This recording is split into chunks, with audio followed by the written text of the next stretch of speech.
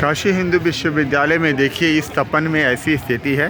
ये चाय की दुकानें हैं, भीम की चाय की दुकान, और कुछ लोग हैं और यहाँ पे मैं देखता हूँ, चर्चा करता हूँ। नमस्कार बंधु, नमस्कार।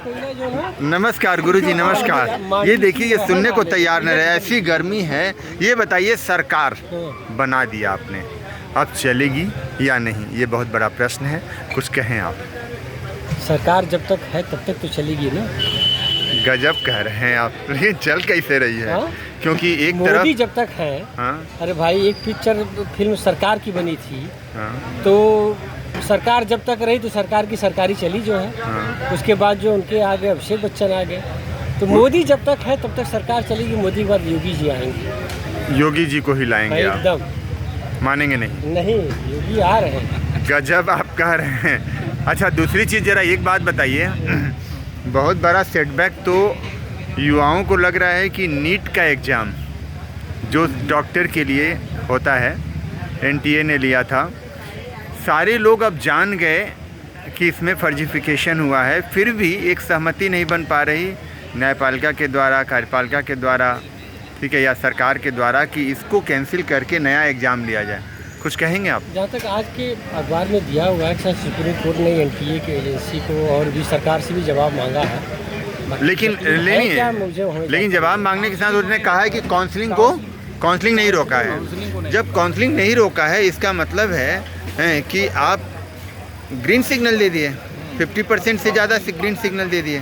काउंसलिंग रोक देते तो शायद अच्छा रहता है। हाँ, क्योंकि आखिर आप किस तरीके का डॉक्टर बनाना चाहते हो? वही झोला छाप डॉक्टर या बेवकूफ़ डॉक्टर? ये सब संस्थाओं पे जो प्रसंची ने लगाया है, ये जो है दूर होना चाहिए। कोर्ट को जो है थोड़ा मजबूती से इस पर निर्णय वगैरह, क्योंकि ये छोटा मोटा प्रश्न नहीं है गुरुजी, ये छोटा मोटा प्रश्न नहीं है।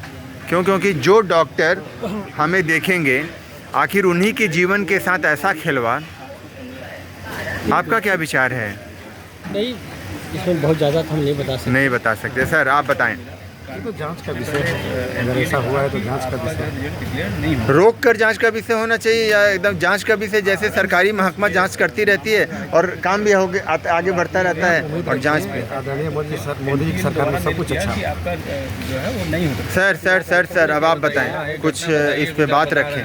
जैसा कि मैंने अभी हाल में एक न्यूज़ यूट्यूब के माध्यम से और व्हाट्सएप पे आया था कि एक कैंडिडेट ने कहा कि मेरा स्कोर 715 था, जैसा उसने काउंट किया था सर्किल को, OMR सीट को, और उसने बताया कि उसका टीयर किया हुआ, जब उसने एनटीए से मांगा कि मेरी कॉपी को दिखाया जाए, तो उसको दिखाया गया कि टीयर किया हुआ जो है, टोन किया हुआ आंसर सीट उसको दिखाया गया कि ये आपका है, इसकी वजह से आपका डिक्लेयर नहीं हो सकता है। जबकि उसने काउंट किया कि मेरा जो भी बबल्स उसने काउंट किया और देखा कि 715 स्कोर आ रहा था। क्योंकि एक क्वेश्चन भी गलत होगा तो नियमतः 715 ही नंबर मिलेंगे। हाँ, तो 715 उसने एग्जैक्टली उसके तो आंसर शीट को बता रहे हैं, वो उसके आंसर शीट में 715 जो बबल्स थे, चेक ही नहीं हुआ, वो उसने जो काउंट किया था, बोले कि 715 मेरा सही है, और एनटीए ने मेरा टीयर किया हुआ दिखाया कि ये आपका टीयर है, इस कारण से आपका आंसर जो है वो चेक नहीं हो पाया है और रिजल्ट डिक्लेयर नहीं होगा।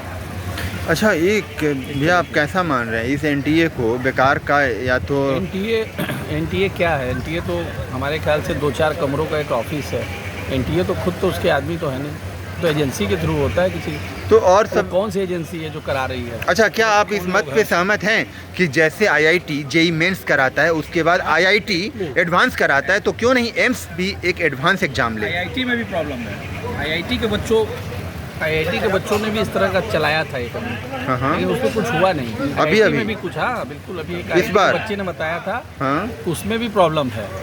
अच्छा, ठीक है, पिछली बार जैसे जो 95 पा रहे थे बच्चे, इस बार 82 हो गया, 83 हो गया, उसी तरह के पेपर पे, और उसको सपोर्ट नहीं मिला।